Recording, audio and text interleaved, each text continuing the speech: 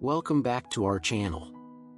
Today we are going to explore something that affects every single person on this planet.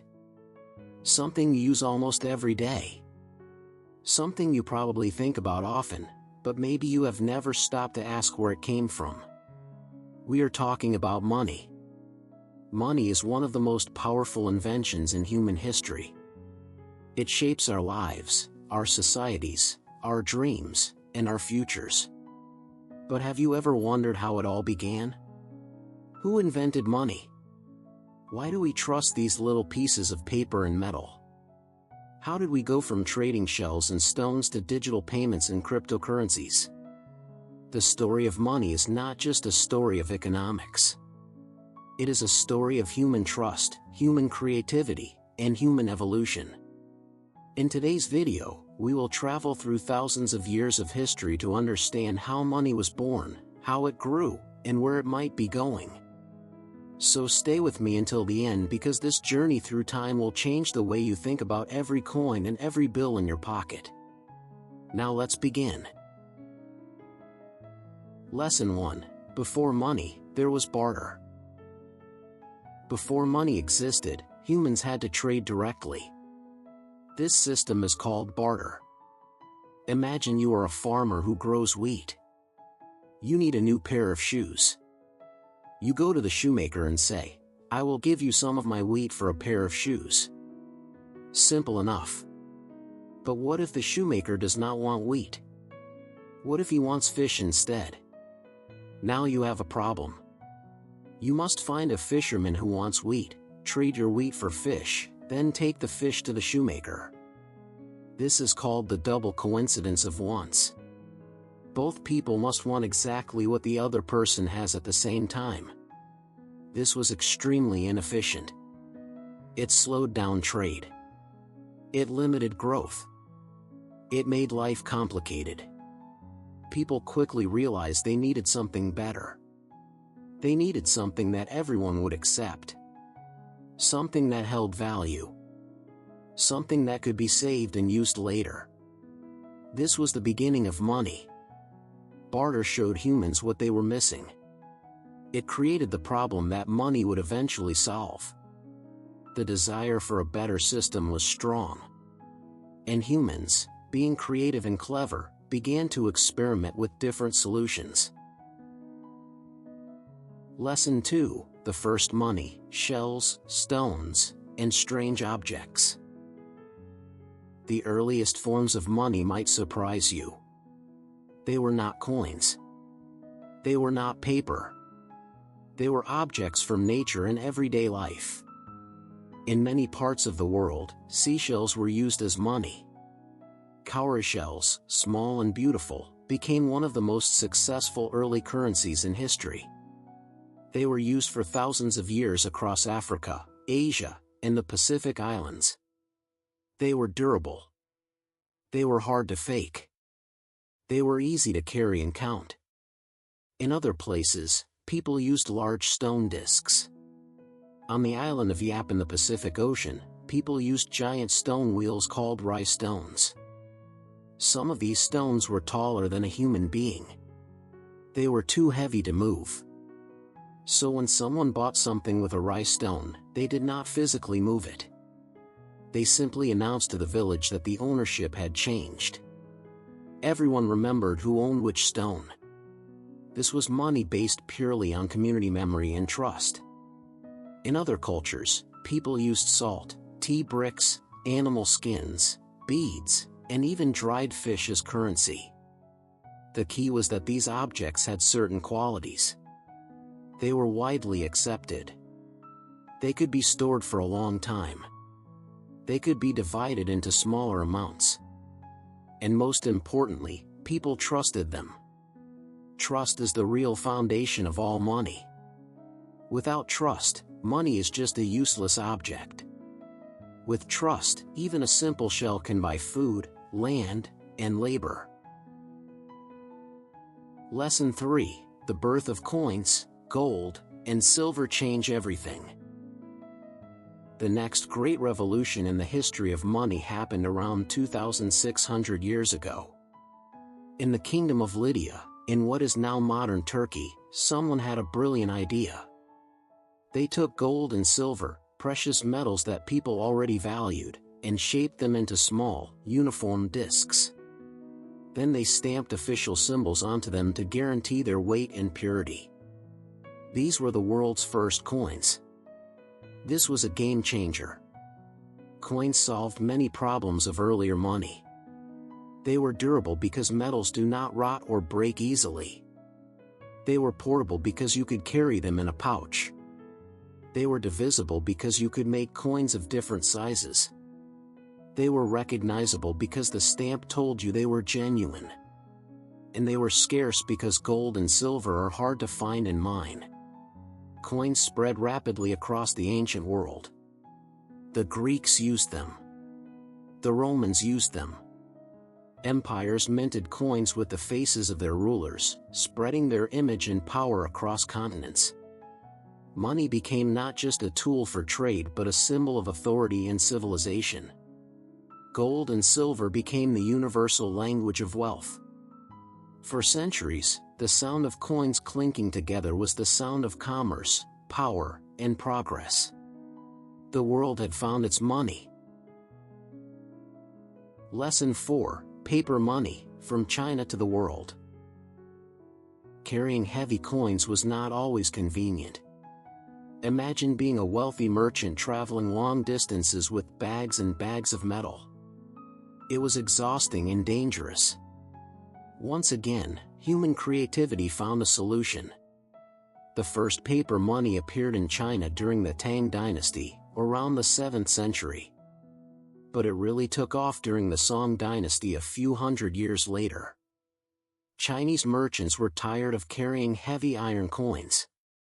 They began depositing their coins with trusted money handlers and receiving paper receipts in return. These receipts promised to pay the bearer a certain amount of coins upon demand. Over time, people started trading the receipts themselves instead of the coins. The paper itself became money. The Chinese government saw this and took control. They began printing official paper currency, backed by the authority of the state. This was revolutionary. Paper was light. Paper was cheap to produce. Paper could represent huge amounts of value in a tiny form. But there was a danger. Coins had real value because gold and silver were scarce. The paper had no intrinsic value. It was just paper. Its value depended entirely on trust in the government that issued it. When governments printed too much paper money, it led to inflation. Prices rose. The value of money fell. This problem would repeat itself many times throughout history. The idea of paper money slowly traveled along trade routes to the Middle East and eventually to Europe. At first, Europeans were suspicious. The paper seemed flimsy and unreliable compared to gold. But over time, the convenience of paper won. Banks began issuing banknotes, promises to pay gold or silver on demand. People began using these notes as money. The age of paper had begun. Lesson 5: The Gold Standard and the Rise of Central Banks. For a long time, paper money was tied to gold. This system was called the gold standard. Every paper note a government printed was supposed to be backed by a certain amount of gold stored in a vault. If you wanted to, you could take your paper money to the bank and exchange it for real gold. This system created stability. Governments could not just print unlimited money because they needed actual gold to back it up. This limited inflation and kept currencies strong. But the gold standard was also rigid. It made it hard for governments to respond to economic crises. During wars and depressions, countries needed more flexibility. They needed to print money to fund armies or stimulate economies. Slowly, nation after nation moved away from the gold standard. Central banks became more powerful. These institutions, like the Federal Reserve in the United States, were given the authority to control the money supply. They could create money when needed and destroy money when necessary. By the middle of the 20th century, most of the world had abandoned the gold standard entirely. Today, almost all money is fiat money. Fiat comes from a Latin word meaning "let it be done." Fiat money has value simply because the government says it does. It is not backed by gold or silver. It is backed by trust in the government and the economy. This gives central banks enormous power. They can print money to fight recessions. They can raise interest rates to fight inflation. But with great power comes great responsibility. When central banks make mistakes, entire economies can suffer. Lesson 6: The Digital Revolution and the Future of Money. Today, we are living through another revolution in the history of money. We are moving from physical money to digital money. Think about how you handle money now. You probably do not carry much cash. You swipe a card. You tap your phone. You send money through apps. You buy things online with one click. Most money in the world today does not exist as physical coins or notes. It exists as numbers in computer databases. It moves silently through digital networks. It travels across the world in seconds. This digital revolution has made transactions faster, easier, and more convenient than ever before. But it has also raised new questions. If money is just a number on a screen, what gives it value? How do we protect digital money from hackers? How much power should banks and governments have over our digital transactions? And then came something even more radical: cryptocurrency. In 2009, a mysterious person or group named Satoshi Nakamoto created Bitcoin. Bitcoin is a form of digital money that is not controlled by any government or bank. It runs on a technology called blockchain. It is decentralized, meaning no single authority can control it. Some people believe cryptocurrency is the future of money. Others believe it is just a speculative bubble. The truth is probably somewhere in between. But one thing is certain: the story of money is still being written. We are part of that story right now. So here's what we have learned today.